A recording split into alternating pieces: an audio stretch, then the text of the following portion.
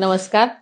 बुलढाणा जिल्ह्यातील शेतकरी बांधवांनो, महिला आणि भगिनींनो आणि मतदार बंधूंनो, बुलढाणा जिल्हा केंद्रीय सहकारी बँक ही सहकार क्षेत्राला बळकटी देणं, शेतकरी बांधवांना वेळेवर सुलभ पारदर्शक कर्जपुरवठा उपलब्ध करून देण्याच्या दृष्टीनं एक महत्त्वाची बँक आहे.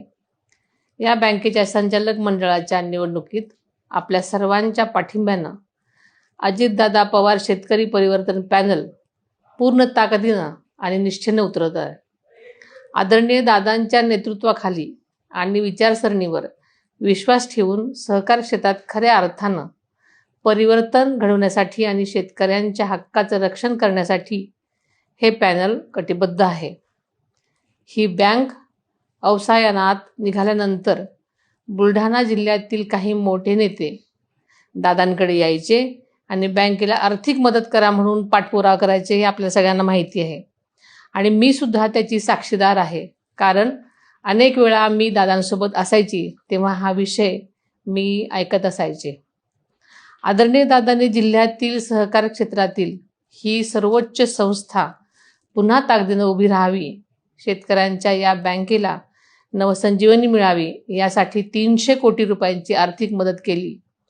त्यामुळे ही बँक अवसायनातून बाहेर आलेली आपण सगळ्यांनी पाहिली आहे. आता मात्र या नेत्यांनी आपल्या पक्षाला वगळून इतर सर्व पक्षांना सोबत घेतलं, याची मला खंत वाटते. 21 पैकी 12 संचालक बिनविरोध केले. ज्या दादांनी बँकेला भरीव मदत केली त्यांच्याच पक्षाला बाजूला ठेवण्याचं काम त्यांनी केलं.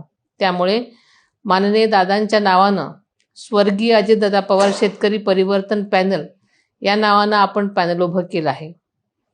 सहकारातील पारदर्शकता, शेतकऱ्यांची समृद्धी, बँकेचा सर्वांगीण विकास आणि अजितदादांच्या विचारांना पुढे नेण्यासाठी 7 जागांवर निवडणूक रिंगणात असलेल्या आपल्या राष्ट्रवादी काँग्रेस पुरस्कृत अजितदादा पवार शेतकरी परिवर्तन पॅनेलच्या सर्व सुशिक्षित, अभ्यासू आणि निष्ठावंत उमेदवारांना ट्रॅक्टर निशाणीवर शिक्का मारून प्रचंड बहुमताने विजयी करा आणि आपल्याला सेवेची संधी द्या. धन्यवाद. जय हिंद, जय महाराष्ट्र, जय किसान.